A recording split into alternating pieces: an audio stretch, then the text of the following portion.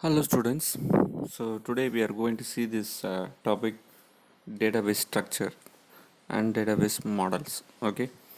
So how this database looks like. Okay. So this is the database structure. So table is the entire collection of related data in one table. Okay. So a single table is a collection of uh, data in rows and columns. Okay. So it is referred as files or table where the data are organized as rows and columns. Each row in a table represents a record, which is a set of data for each data type entry. Okay, so here you can see that the database is a collection of records, that each individual record is a particular row in that table, and this particular row will have all the data that are needed to be inserted in your table. Okay, so each table column represents a field which groups each piece of items each piece or item of data among the record into specific categories of or type of data. Okay, so the data which are being stored in each column is known as attributes. So it has the same data. Okay, say for example, if you store a particular name of a person, then in a column of a table, then all the items in that particular column will be having their name. Okay, so that's what they are trying to say here. So a table is known as relation. Okay, it is a relation of all the data that are stored in a table.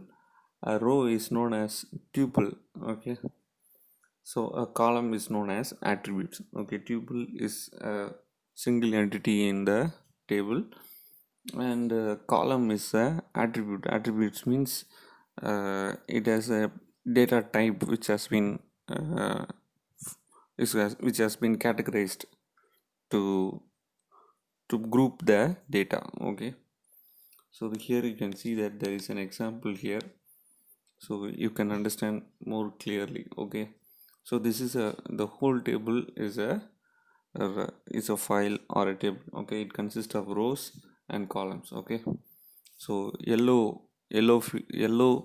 highlighted is a row. Okay, it's a particular row, and blue is a column. Okay, blue is a column, and that is a column header.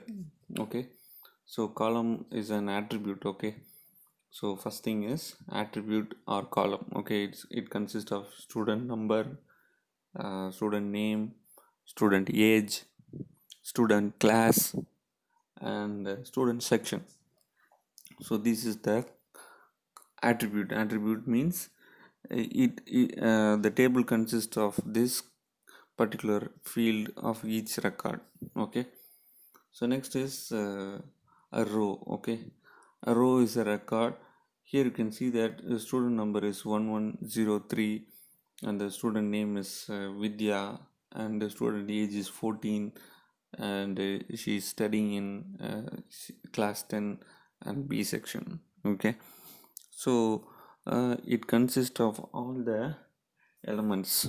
It consists of all the elements of the attributes. Okay, so a single row will contains all the attributes of the data. Okay, so next is a column. Okay, so here you can see that the blue highlighted column is section student class. Okay, so here you can see that they will be having only numbers. Okay, so all the students, student number 1101211105 will be studying in some class. Okay, so this column will have that particular class alone. Okay, so this is database structure. So next is database model. Okay, So there are a particular model. Okay, so say, you can see that a car has a model. Okay, so say for example SUV is a bigger car. Okay, and sedan and hatchback. Okay, so these are all the different car models. Okay, likewise this database is also having some models. So these models is being followed uh, to make it as more effective and to make it as easier for your requirements. Okay, since if you are using very complex database, then you'll be using a particular model in such a way that it would be easier to manage the complex database. If you are using if you are creating a database for a very simple one, then you will be having a simpler model for creating a very less complex model database. Okay, so there are so many types of models. We'll see that what is model. The data model describes how the data can be represented and accessed from a software after completing implementation. Okay, so here implementation means, so they'll be just coding all the actions that has to be done, and then the code will be implemented in the server or in the client's location.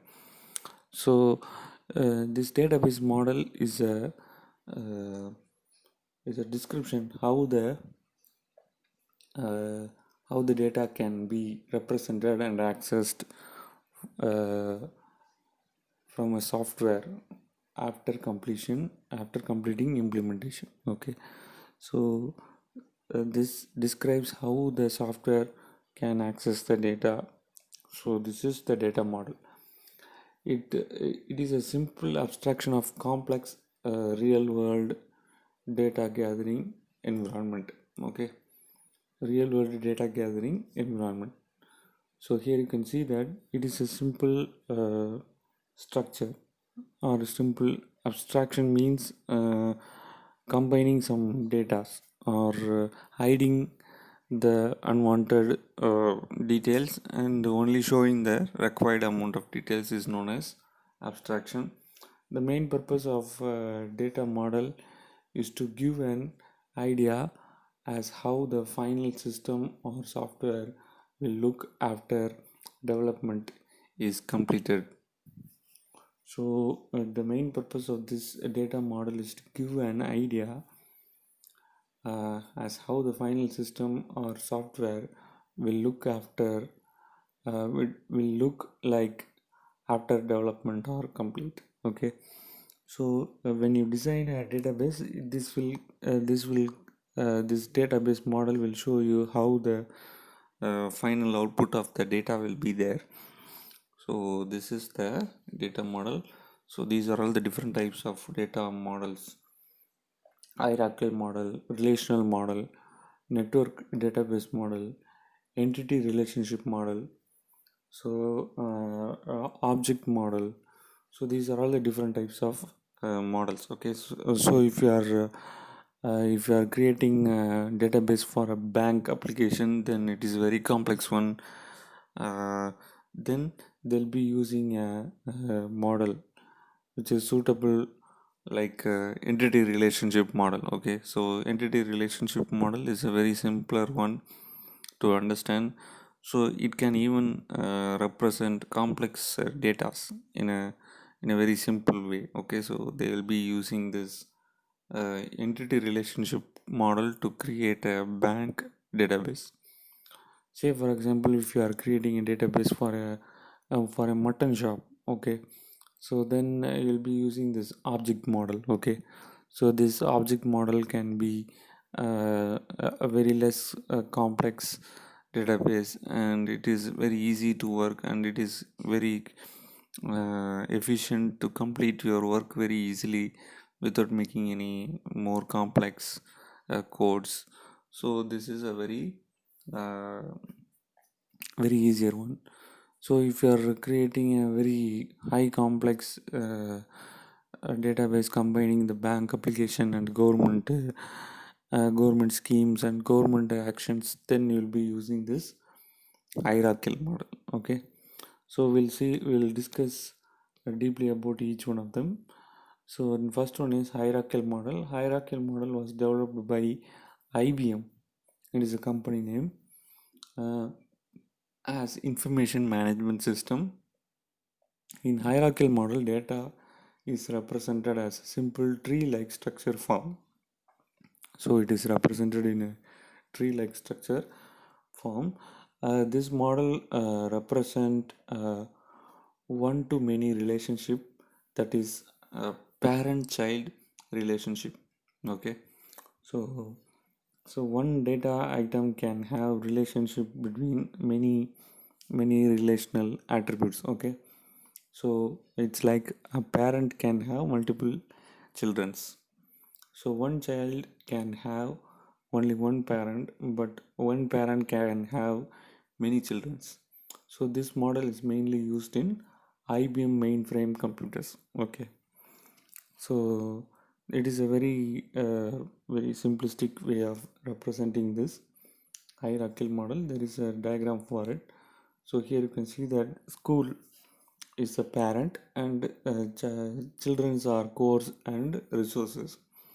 So now in the next phase, course is a parent, and you can see that it consists of two children's, theory and lab. Okay, so for a course there will be a theory and a lab.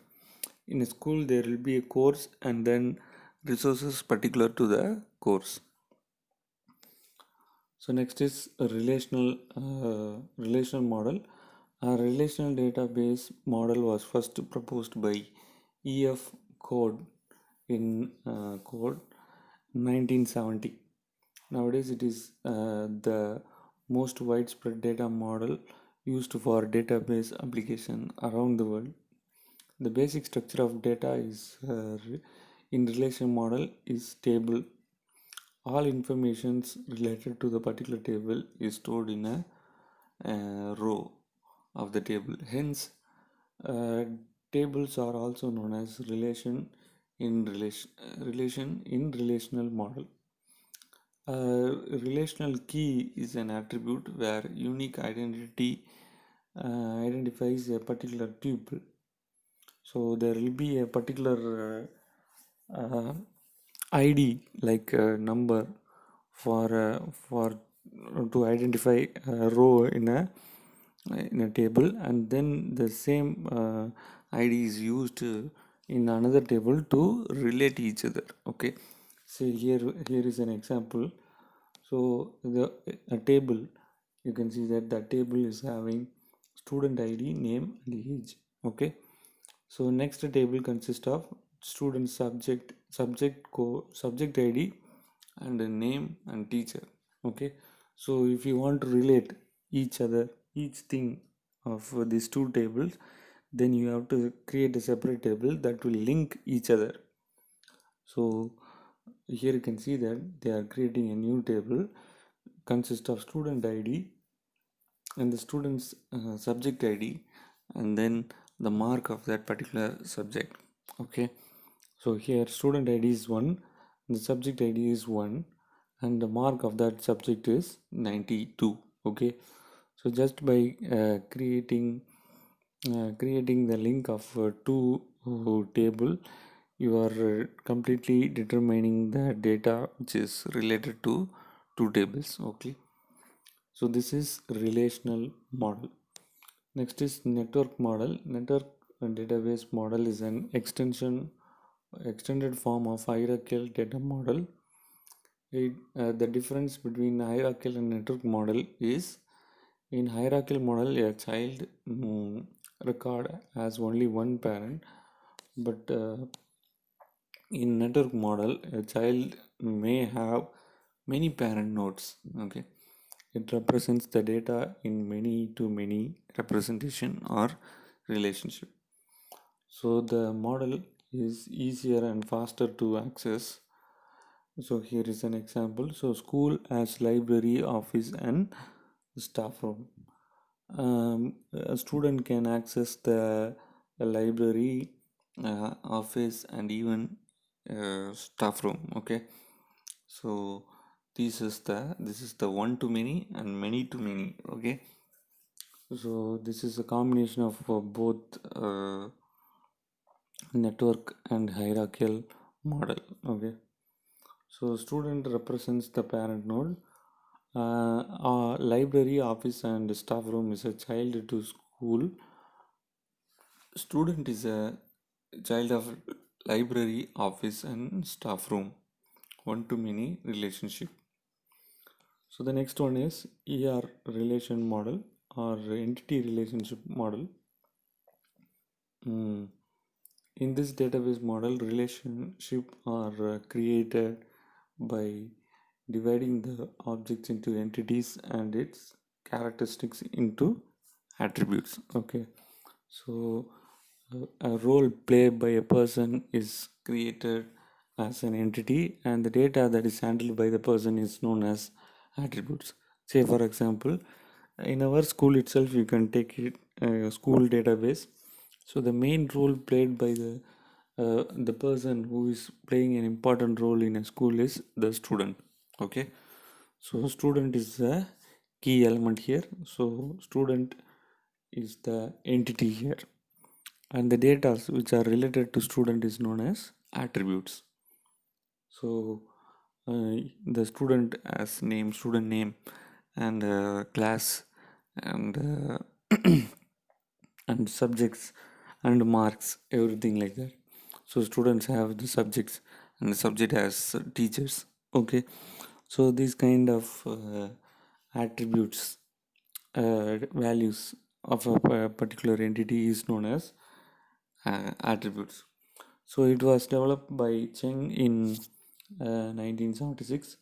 The model is used in developing conceptual design for the database.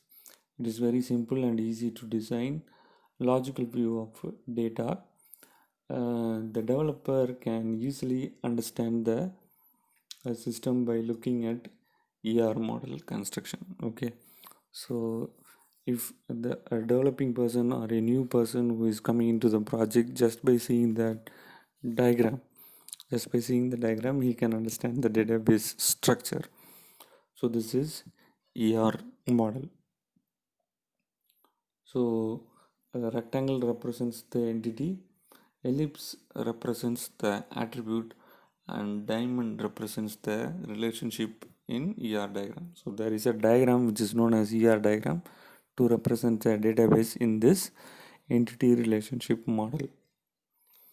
So here you can see that doctor, patient are the entities here. So they are represented in a rectangle. So doctor have some attributes like doctor ID, doctor name, and doctor's department. So this is attributes. So that is represented in ellipse, and patient has some attributes which is known as patient ID and patient name. So these are all the attributes of the patient.